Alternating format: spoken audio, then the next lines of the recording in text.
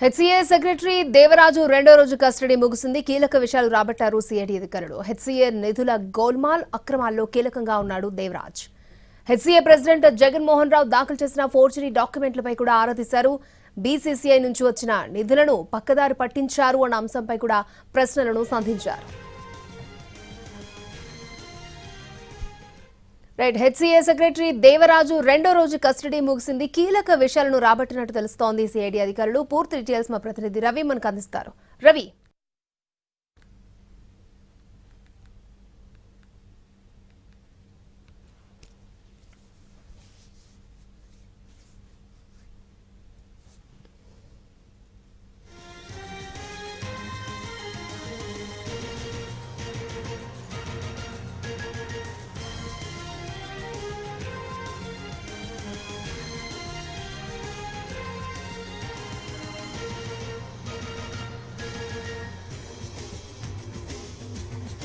CID అధికారులు కీలక విషయాలను రాబట్టారు దేవరాజ్ నుంచి. పూర్తి డీటెయిల్స్ మా ప్రతినిధి రవి మనకు అందిస్తారు. రవి, అక్షయ్, హైదరాబాద్ క్రికెట్ అసోసియేషన్ కి సెక్రటరీగా ఉన్నటువంటి దేవరాజ్ ను 7 రోజుల పాటు కస్టడీకి అనుమతించింది కోర్టు. దీంతో ఈ రోజు రెండో రోజు కస్టడీ కూడా ముగిసింది.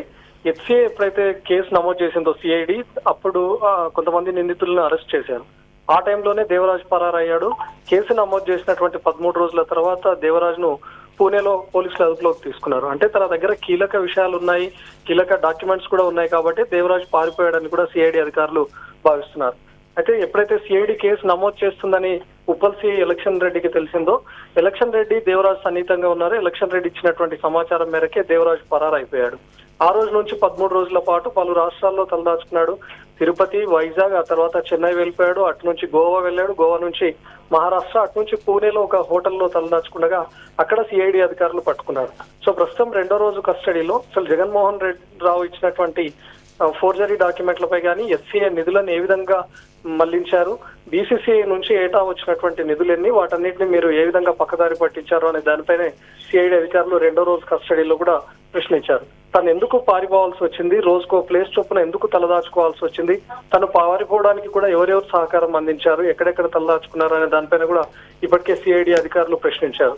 సో ముఖ్యంగా బీసీసీఐ నుంచి వచ్చినటువంటి కోట్ల రూపాయల నిధులను అటు జగన్మోహన్ రావు ఇచ్చినటువంటి ఆదేశాల మేరకే తను పక్కదారి పట్టించినట్లుగా కూడా సిఐడి అధికారుల ముందు ఒప్పుకున్నాడు దేవరాజు. అటు క్రికెట్ క్లబ్ల నుంచి ఎంత పెద్ద మొత్తంలో వీళ్ళు డబ్బులను వసూలు చేశారు, సమ్మర్ క్యాంపులను నిర్వహించకుండానే సమ్మర్ క్యాంపుల పేరిట గత ఏడాది కేవలం 1 నెల రోజుల్లోనే 4 కోట్ల రూపాయలు నిధులను కాజేసినట్లుగా కూడా సిఐడి అధికారులు ఇప్పటికే ఆధారాలు సేకరించారు. వీటన్నిటిని దేవరాజు ముందుంచి ప్రశ్నించారు. ఇంకా 5 రోజుల పాటు కస్టడీ కూడా మిగిలింది కాబట్టి అటు బీసీసీఐ నుంచి వచ్చినటువంటి నిధులు, హెచ్సీఏలో ఎన్నో ఏళ్లుగా జరుగుతున్నటువంటి అక్రమాలు, వీటన్నిటికీ కీలకంగా ఉన్నటువంటి దేవరాజును ప్రశ్నించడమే కాకుండా ఉప్పల్ స్టేడియం కూడా తీసుకొని వెళ్లి ప్రశ్నించే అవకాశం ఉంది. అక్షయ. ఓకే రవి.